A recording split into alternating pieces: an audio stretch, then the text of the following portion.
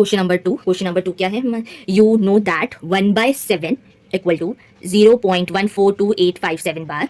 Okay, 1/7 की हमें already value दी हुई है यहाँ पे, ठीक है। अब हमसे क्या पूछ रहा है? Can you predict what the decimal expansion of 2/7, 3/7, 4/7, 5/7, 6/7 are without actually doing the long division? If so how? ठीक है, यहाँ पे हमें 1/7 की वैल्यू दी हुई है और हमसे कह रहे हैं कि without doing the long division, जैसे हमने प्रीवियस क्वेश्चन में क्वेश्चन नंबर 1 में लॉन्ग डिवीजन के थ्रू हमने वैल्यूज निकाली थी एंड देन हमने आइडेंटिफाई किया था कि वो टर्मिनेटिंग है, नॉन टर्मिनेटिंग है, ठीक है। इस क्वेश्चन में हमें क्या करना है? लॉन्ग डिवीजन का यूज नहीं करते हुए, लॉन्ग डिवीजन हमें यूज नहीं करना है, बट 2/7, 3/7 इनकी वैल्यूज निकालनी है। अगर ये निकल सकती है तो कैसे निकलेगी वो हमें शो करके बताना है। ओके, क्वेश्चन क्लियर हो गया? चलो मूव करते हैं। ये काफी इजी क्वेश्चन है। Without actually doing division the decimal expansion of these numbers are following. इस टाइप से होगा कि आप देखो यहाँ पे क्या है, 1/7 की हमें ऑलरेडी वैल्यू दी हुई है 0.14285 ठीक है। ये आपको वैल्यूज दी है, ठीक है। हमें किसकी वैल्यू निकालनी है? 2/7 की। 2/7 की वैल्यू निकालनी है। क्या मैं 2/7 को इस तरीके से लिख सकती हूँ 2 × 1/7? क्या ये चीज पॉसिबल है? तो आंसर है यस, डेफिनेटली पॉसिबल है, क्योंकि 2/7 को अगर आप मल्टीप्लिकेशन में इस तरीके से लिखते हो 2 × 1/7, जब आप इसको सॉल्व करोगे दोबारा से आपको वैल्यू क्या मिलेगी? 2/7 ही मिल जाएगी, ठीक है। तो अब आपने देखा 2 × 1/7, अब 1/7 की जगह पे हम 1/7 की जो वैल्यू है वो वहां पे पुट करेंगे एंड देन इसको सॉल्व कर देंगे। तो यहाँ पे लॉन्ग डिवीजन भी नहीं होगा और इजीली सॉल्व भी हो जाएगा। तो यहाँ पे 2 × 0.14285 इसको सॉल्व कर देंगे। सॉल्व करने पे क्या आएगी वैल्यू? 7 14 1 10 11 1 8 16 17 1 5 8 2 0.85 0.285714। ओके, क्लियर हुआ बेटा? सेम ऐसे ही आपको 3/7, 4/7, 5/7, 6/7 सबकी इस तरीके से आपको वैल्यूज निकालनी होगी। मैं एक और की वैल्यूज निकालती हूँ, देन उसके बाद मैं डायरेक्ट आंसर लिख दूंगी। आपको वो सारी चीजों को अच्छे से सॉल्व करना है, अच्छे से आप मल्टीप्लाई खुद से करना उसको। ओके, चलो नाउ मूव टू द 3/7। 3/7 क्या करेंगे हम? 3/7 को 3 × 1/7 फॉर्म में लिखेंगे। तो यहाँ पे आप 1/7 की वैल्यू क्या है? 0.14285 इसको हम सॉल्व करेंगे। सॉल्व करने के बाद हमें वैल्यू क्या मिलेगी यहाँ पर? 17584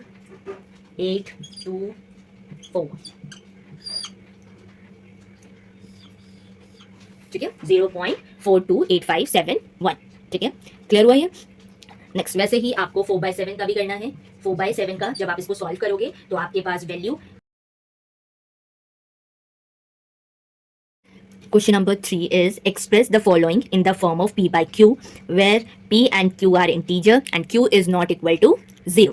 ठीक है, क्वेश्चन करना क्या है? क्वेश्चन में आपको वैल्यूज दी हुई है, जैसे 0.6 बार आपको उसे P/Q के फॉर्म में कन्वर्ट करना है, ठीक है। P/Q के फॉर्म में हमें उसे लेकर आना है। तो ये क्वेश्चन किस तरीके से होगा? इंपॉर्टेंट क्वेश्चन है, तो ध्यान से देखना। फर्स्ट पार्ट है इसका 0.6 बार, ठीक है। बार का मतलब क्या है कि जो वैल्यू है आपकी 0.666 एंड सो ऑन, इस तरीके से चलती जाएगी। तो लेट, सबसे पहले हम लेट करेंगे। लेट x इक्वल टू 0.6 बार। 6 बार का मतलब 666 इस तरीके से। ओके, सबसे पहले हमने क्या किया? लेट किया है कि जो ये वैल्यू है वो क्या है? x है। ओके, x होने के बाद इसे हम मान लेंगे अपना इक्वेशन नंबर 1, ठीक है। ये हमारा क्या हो जाएगा? Equation number 1। अब इसमें हम क्या करेंगे? मल्टीप्लाई करेंगे। मल्टीप्लाइंग इक्वेशन 1 बाय 10, ठीक है। मल्टीप्लाइंग करेंगे इक्वेशन 1 को बाय 10 से, ठीक है। 10 से वो भी बोथ साइड करना है। जब भी हम इस तरीके से मल्टीप्लाइंग, एडिशन, सबट्रैक्शन ये सब चीजें करते हैं तो हमें वो दोनों ही साइड LHS और RHS दोनों साइड आपको करना है, ठीक है। जब आप 10 को x से मल्टीप्लाई करोगे तो वैल्यू क्या आ जाएगी? 10x इक्वल टू इस 10 को इस वैल्यू के साथ अगर आप मल्टीप्लाई करोगे तो आपके पास वैल्यू क्या आएगी? 6.666, क्योंकि आपने इसको इसके साथ इंटू किया है। इंटू करने के बाद वैल्यू जो है वो शिफ्ट हो जाएगी, ठीक है, क्योंकि हम ओनली 10 से मल्टीप्लाई कर रहे हैं इसलिए।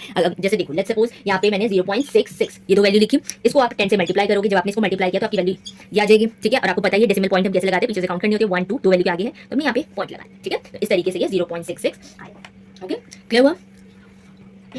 ना अब हम क्या करेंगे? ये हो गया आपके पास 10x की वैल्यू आ गई 6.66, ठीक है। अब हमें क्या करना है? इसे एक्सपेंड करके लिखना है। क्या मैं इस वैल्यू को 6 + 0.66 इस फॉर्म में लिख सकती हूँ? तो आंसर है यस, डेफिनेटली हम लिख सकते हैं इस वैल्यू को। हमने ऐसा क्यों किया इसको? क्योंकि हमें यहाँ पर क्या होगा? डायरेक्ट इसकी वैल्यू मिल जाएगी, जो कि हमें क्या दिया हुआ है? x दी हुई है। तो यहाँ पे हम लिखेंगे 10x equal to 6 + x। x दो सेम टाइप के टर्म्स आ गए, आप इसको इधर लेकर आओगे। 10x - x इक्वल टू 6, इसे सॉल्व करेंगे तो 9x इक्वल टू 6 आ जाएगा। और x की वैल्यू यहाँ पे हमें निकालनी होगी 6/9।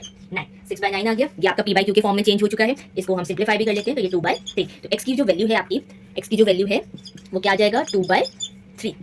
ये आपकी x की वैल्यू आ गई, ठीक है। और हमें क्वेश्चन में कहा गया था कि आपको इसे p बाई क्यू के फॉर्म में कन्वर्ट करना है, where q is not equal to 0 है, 3 आ रहा है आपका, नॉट इक्वल टू 0 है। तो आपकी जो क्वेश्चन में कहा गया था वो हमने सॉल्व कर दिया। मैं एक बार दोबारा से रिपीट करती हूँ, ध्यान से सुनना बेटा। यहाँ पे हमें क्या करना है, जो वैल्यूज हमें दी होगी उसे लेट करना है एज अ x, ठीक है। x लेट करने के बाद वो हमारा फर्स्ट इक्वेशन बन जाएगा। देन उसके बाद हमें मल्टीप्लाई करना है इक्वेशन 1 को, इक्वेशन 1 माना है हमने ऊपर वाली लाइन को, तो इसको ये हमारी x की जो वैल्यू है वो हमारा इक्वेशन 1 है, तो उसे हम क्या करेंगे 10 से मल्टीप्लाई करेंगे। जब आप उसको मल्टीप्लाई करोगे तो यहाँ पे 10x आ जाएगा, 10x equal to 6.66 value shift हो जाती है, तो यहाँ पे ये वैल्यू आ गई, ठीक है। फिर हमने क्या किया, इस 10x की वैल्यू को इस फॉर्म में ना लिख के हमने उसको इस तरीके से लिखा एक्सपेंड करके।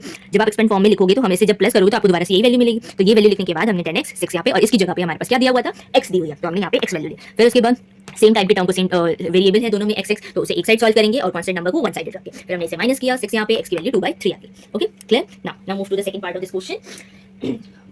0.47 बार, ओके 0.4 जैसे हमने किया था इससे पहले वैसे ही करेंगे। लेट करना है x equal to 0.4777 and so on. This is our first equation, okay. बार सिर्फ 7 के ऊपर है इसलिए बेटा हमने 7 7 को ही रिपीट किया, 4 को रिपीट नहीं करेंगे वहाँ पे, ठीक है। अब हमें क्या करना है, मल्टीप्लाई करेंगे इससे पहले, multiplying equation 1 by equation 1 by 10, ठीक है। इक्वेशन 1 को हमें 10 से मल्टीप्लाई करना है, तो ये 10x हो जाएगा, इक्वल टू वैल्यू 1 एक शिफ्ट हो जाएगी, तो ये 4.777, ठीक है। इस तरीके से वैल्यू आ जाएगी। अब इसे हम क्या करेंगे, इक्वेशन नंबर 2 लेंगे, ठीक है। इसे हम इक्वेशन नंबर 2 क्यों ले रहे हैं आगे हमें समझ आएगा। चल now move to the skin post को क्या करना होगा, मल्टीप्लाई करोगे, ठीक है। मल्टीप्लाइंग, इस बार इक्वेशन कौन सी हमारा मल्टीप्लाई करेंगे, इक्वेशन नंबर 2 को मल्टीप्लाई करेंगे, equation number 2 by 10। Again both side हमें करना है इसको, तो यहाँ पे 100x हो जाएगा, इसको आप सॉल्व करोगे 1 मोर शिफ्ट हो जाएंगे, तो यहाँ पे 47.777 इस तरीके से वैल्यू आ जाएगी, ठीक है। तो क्या मैं 100x इक्वल टू, अभी जो 47.77 आया ना, इसे इस तरीके से हमें एक्सपैंड करेंगे जिसमें कि आपको जो वैल्यू है वो कौन सी वैल्यू मिलनी चाहिए, 10x की उसमें वैल्यू आपको मिलनी चाहिए, ठीक है। 10x की वैल्यू निकालने के लिए हमें क्या करना होगा, यहाँ पर 43 प्लस 4.77 इस तरीके से हम इसे लिख सकते हैं। जब आप इन दोनों को ऐड करोगे दोबारा आपको 47.77 ही मिलेगा, ओके। तो यहाँ पे ये 100x इक्वल टू 43 और 43 प्लस 4.77 की जगह पे हम क्या वैल्यू लिखेंगे, 4.77 की जगह पे हम 10x लिखेंगे, ठीक है। क्योंकि हम ये सारे स्टेप्स कर क्यों रहे हैं, क्योंकि हमें इन्हें p बाई q के फॉर्म में चेंज करना है इसलिए, ठीक है। अब आपको पता है वेरिएबल वाले एक साथ सॉल्व होंगे, तो यहाँ पे आप 100x माइनस 10x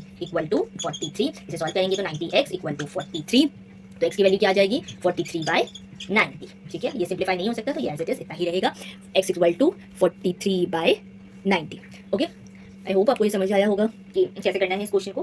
बस इस चीज़ का ध्यान रखना बेटा, जिस पे भी आपकी बार है उतना हमें शिफ्ट करते जाना होगा, ठीक है। पहले हमने क्या किया, मल्टीप्लाई बाय x करा, मल्टीप्लाई किया हमने 10 से फर्स्ट इक्वेशन को, देन हमने सेकंड इक्वेशन को भी किया, क्योंकि हमारे पास 0.4777 चल रहे थे, तो उस वैल्यू को हमें आगे लेकर आनी थी, आगे लेकर आए। फिर उसके बाद हमने इसको एक्सपेंड फॉर्म में लिखा है, देन उसके बाद हमने x की वैल्यूज निकाली, ओके क्लियर हो गया। जैसे करेंगे इसको सेम, लेट करना है, let x equal to 0.001001 and so on. This is your first equation, okay. यहाँ पे क्या हो जाएगी, फर्स्ट इक्वेशन हो जाएगी, फर्स्ट इक्वेशन। देन आपको उसको क्या करना होगा, मल्टीप्लाइंग इक्वेशन 1 बाय 10, ठीक है। इस इक्वेशन को हम क्या करेंगे, मल्टीप्लाई करेंगे, नॉट 10, एक्चुअली हम इसको मल्टीप्लाई करेंगे 1000 से, ठीक है। क्यों हम इसे 1000 से कर रहे हैं बेटा, क्योंकि जो आपने बार देख रहे हो, बार कितने नंबर पे है हमारे पास, 3 डिजिट्स के ऊपर बार है, तो हम उस सारे डिजिट को एक साथ शिफ्ट करेंगे। अब आप उसको अगर 10 से करने जाओगे तो आपने 0 को पहले शिफ्ट किया, फिर दोबारा 0 करोगे, तो 0 को शिफ्ट करने का मतलब नहीं है, क्योंकि हमारे पास जो वैल्यू है वो 0.001 आ रही है, तो आपको एक साथ उन्हें शिफ्ट करना होगा, ठीक है। तो हम मल्टीप्लाई करेंगे इक्वेशन फर्स्ट को बाय 1000 से, ठीक है। जब आप इसे 1000 से मल्टीप्लाई करोगे, मल्टीप्लाइंग इक्वेशन 1 बाय 1000, तो आपके पास वैल्यू क्या आएगी, सबसे पहले तो हम x के साथ करेंगे, x के साथ करोगे तो ये 1000x हो जाएगा, इक्वल टू इसे करेंगे तो 3 वैल्यू आपकी शिफ्ट होगी, 3 वैल्यू शिफ्ट होते ही